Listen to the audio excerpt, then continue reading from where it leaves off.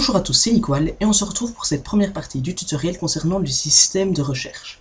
Donc ici, si j'actualise, je n'ai plus rien, c'est normal, donc j'ai tout effacé sauf le code HTML de base. Et je vais alors créer mon formulaire, form, méthode, égale post, je ferme le form, et dedans je rajoute des balises h2, et je vais mettre rechercher. Ensuite, je vais créer deux balises input, une balise de type texte, qui va avoir pour nom search, et comme placeholder, je vais mettre votre mot-clé de recherche. Votre mot-clé de recherche. 3 petits points. Et ici, je mets mon autre input de type submit, qui va aussi porter le nom submit, et qui va avoir comme value rechercher. Voilà. Donc, je ne vois pas d'erreur. Ici, on devra avoir notre champ. Voilà. Donc, ici, le style, c'est bien appliqué.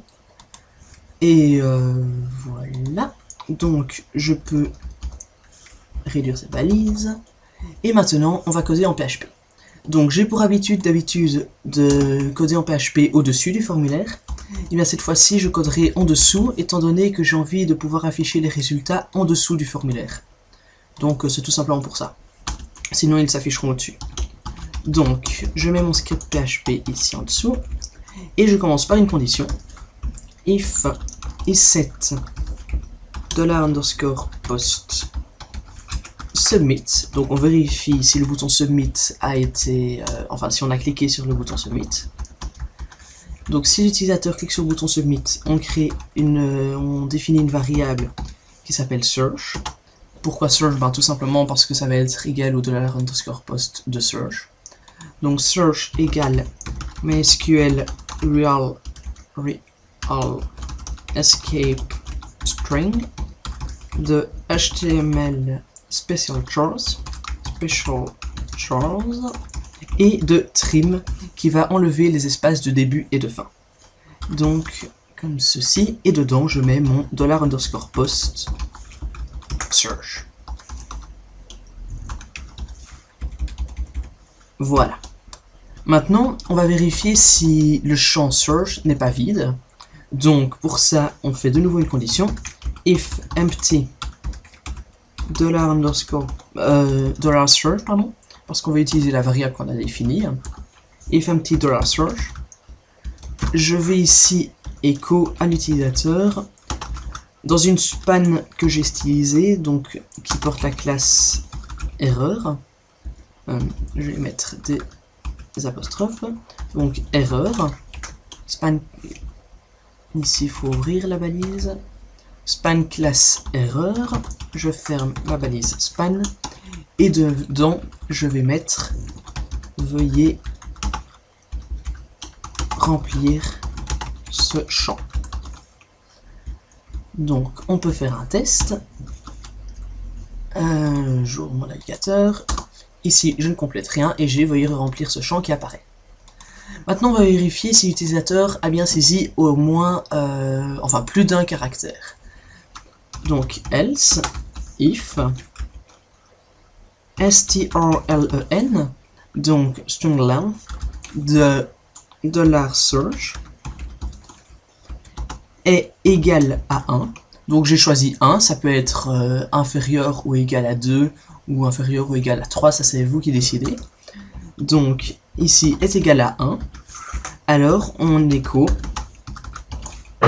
toujours dans cette même span erreur, donc que je vais copier. Hop.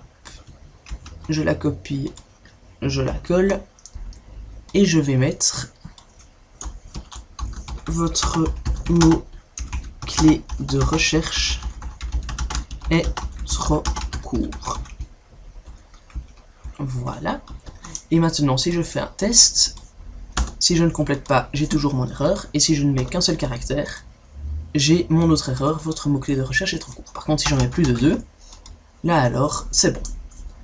Maintenant, donc s'il n'y a pas d'erreur, donc else, et ici on va aller définir une fonction qu'on va définir dans la page functions. Pourquoi dans la page functions? Parce que sinon ici on aura beaucoup de scripts et ce sera fort surchargé. Donc dans ma page functions que je vais d'abord importer, donc ici au-dessus du formulaire, j'ouvre et je ferme mes balises PHP et j'inclus include la page functions.php. Voilà. Donc je l'inclus. Ici, j'ouvre et je ferme mes balises PHP. Et je vais définir une fonction. Function, je vais l'appeler results, donc résultat en anglais, et qui utilisera la variable search.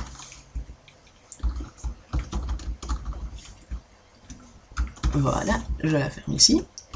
Et dans cette fonction, on va d'abord donc, avec une expression régulière, on va enlever, enfin on va repérer tous les espaces, et on va les enregistrer dans un tableau. Ces espaces, enfin tous ces mots-clés, parce que entre chaque espace et ou tiret, eh bien on considérera que ce sont des mots-clés. Donc, $search égale preg split, donc ça c'est une expression régulière qui va aller splitter. Donc preg split la variable search en fonction des espaces, donc je mets mes slash et dans les slash je mets mes crochets et dans le crochet je vais mettre un backslash s qui va donc reprendre les espaces et aussi un backslash tiret ce qui va reprendre les tirets aussi. Donc, comme ça, les tirets, automatiquement, il les transformera, enfin, il les considérera comme un espace, et sachant qu'il considère tout ce qu'il y a de chaque côté des espaces comme des mots-clés, et bien alors, ce qu'il y a de chaque côté des tirets, il les considérera comme des mots-clés. Donc, en dessous, je vais compter le nombre de mots-clés, donc, avec une variable count keywords, c'est donc compter les mots-clés en anglais, égale count de la variable search. Voilà. Maintenant, on peut echo notre... non, print or plutôt, vu que c'est un tableau. Print or la variable $count keywords plutôt. Count keywords. Je l'affiche, donc ici, si je mets disque dur, j'ai un espace entre les deux, il devrait m'afficher combien j'en... il devrait me les afficher. Alors, pourquoi est-ce qu'il ne m'affiche rien? Ah bah oui, ici, la fonction, si je ne l'inclus pas dans la page index, il ne peut rien se passer. Donc, je l'inclus, je n'oublie pas le point virgule, et ici, il devrait m'afficher, voilà, 2, il m'affiche le nombre de mots-clés, parce que il les a splittés en fonction de l'espace. Donc si je mets disque dur -hp par exemple, il m'affiche 3, parce qu'il y a disque, il y a dur, et il y a hp. Donc, voilà, j'enlève mon print or, et je vais for each, ici j'utilise une boucle for each $search as, on va mettre key pour keyword, key, et ici une double flèche $searches.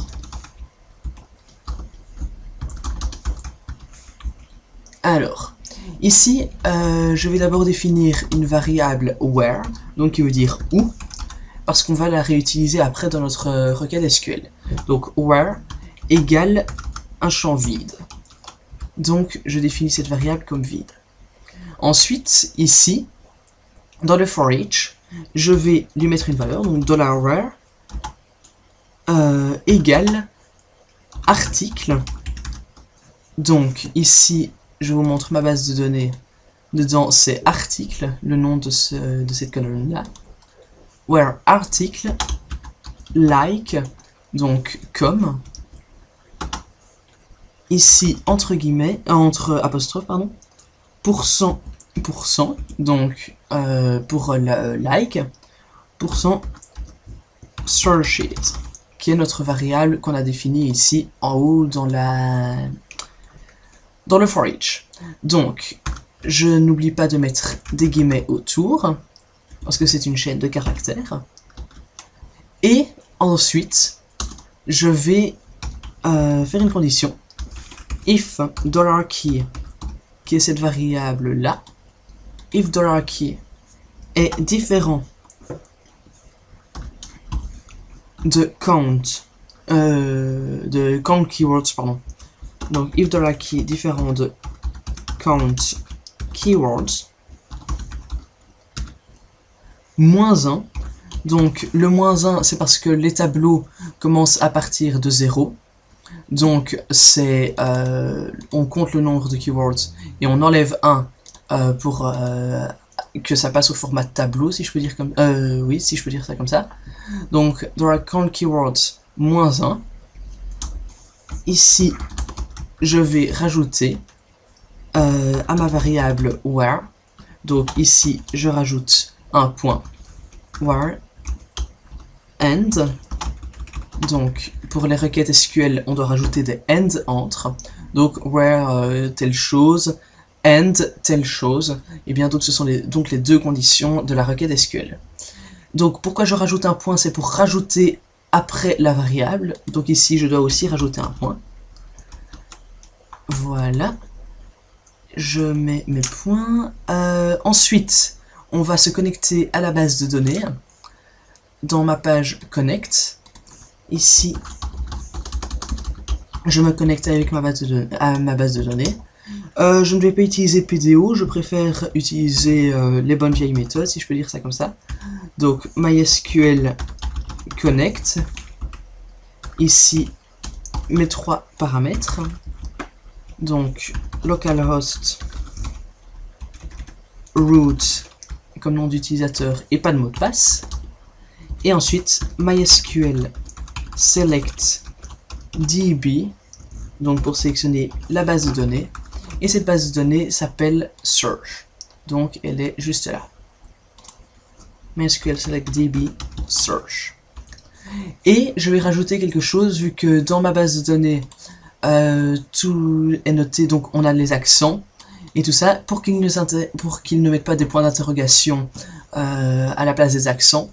Et bien je vais rajouter une MySQL query, donc MySQL query, et je vais mettre set names UTF-8.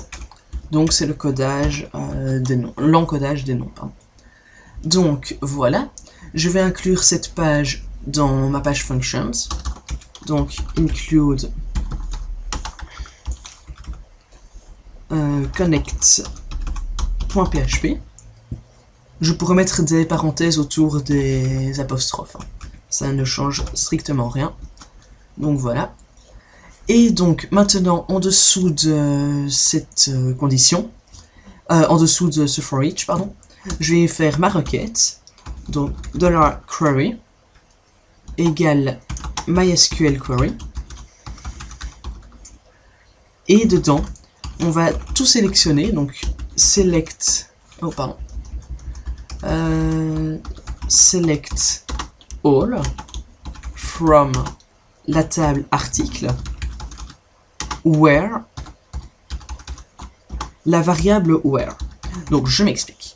Ici, ce n'est pas habituel de mettre where et puis une variable, mais cette variable contient les conditions.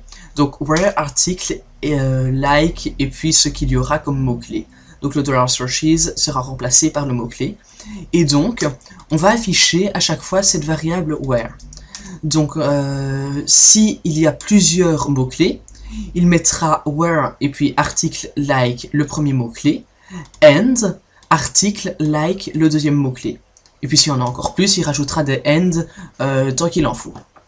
Donc, maintenant, je vais rajouter une variable rows qui va être égale à MySQL numRows, donc il va compter le nombre de lignes. MySQL numRows de notre query. Donc, ici, on va voir donc s'il y a un résultat ou pas. En fait, il ne faut pas de parenthèse après query ici. Donc, if rows, donc si rows n'est pas égal à 0, donc si rows est bien défini, alors on va afficher nos résultats de recherche. Else, donc sinon, else, on écho, pas de résultat trouvé. Pas de résultat trouvé. 3 petits points. Donc, ici, j'actualise, je constate qu'il n'y a pas d'erreur à première vue. Je tape un premier mot-clé, un deuxième mot-clé, qui ne sont assurément pas dans ma base de données. Donc, je recherche et il m'affiche pas de résultat trouvé. Par contre, si maintenant je tape ordinateur, par exemple, ordinateur ou ordi et HP, il trouve quelque chose, du coup il ne m'affiche pas cette erreur. Je continue donc. Ici, si le rows est bien défini, je vais parcourir oui, les lignes de ma requête avec la boucle while, comme je le fais d'habitude. $article, que je vais appeler cette variable. Donc article, pas comme dans un blog, mais plutôt les articles d'un magasin, égale MySQL fetch assoc de notre query. Donc, les accolades. Et ici, on va écho tout simplement en strong. On va mettre, oups, pardon, j'ai oublié le écho. Strong, on va mettre le nom de l'article. Donc, strong. Ici, on met à l'extérieur de ces guillemets, concaténation, $article de notre article, qui est la colonne ici. Ensuite, après le strong, on va aller à la ligne. En souligné, je vais mettre description. Donc U, je ferme la balise U. Je vais mettre description, 2 points. À l'extérieur, ensuite, pardon, je mets d'abord un BR, ça donnera mieux. Ensuite, concaténation, $article de desk, qui est donc la colonne de la description, desk. Donc, voilà, concaténation. Je mets maintenant de nouveau un BR, et puis prix, 2 points, et juste après, j'affiche mon article, la variable article, pardon, article de prix, concaténation, et je ferme le guillemet. Alors, ici, apparemment, il y a une erreur. Ah bah oui, ici, il ne faut pas de guillemet, et il ne faut pas de concaténation non plus. Donc, si j'actualise, je tape, par exemple, disque, et il retrouve le disque dur, hop, la description, et le prix. Malheureusement, le prix ici, on aimerait bien quand même mettre en euros. Donc, c'est pour ça que je vais rajouter ici une concaténation, et entre guillemets, je vais rajouter un euro. Donc, c'est soit alt 0128, je crois, alt 0128, soit ALGRE sur les claviers belges et français aussi. Donc, euro, et je vais aussi rajouter un espace juste là. Donc, si j'actualise, maintenant, je mets disque, et on a notre espace et le euro. Maintenant, j'ai constaté qu'il y avait 2 lettres en commun, donc le UR dans disque dur et le UR dans ordinateur. Donc comme mot-clé de recherche, je vais mettre UR. UR. Il me retrouve les deux, par contre, ici, il n'y a pas d'espace. Ça, c'est plutôt embêtant. Et c'est pourquoi je vais tout simplement rajouter juste après le euro 3BR. J'ai choisi 3 de façon arbitraire. Donc ça, c'est vraiment comme vous voulez. Mais je trouvais que ça donnait bien. Donc ici, si j'actualise, ça donne bien. Donc voilà, je crois qu'on arrive à la fin de cette partie. Je vous remercie de l'avoir suivi. Et on se voit alors dans un prochain tutoriel. À la prochaine, salut!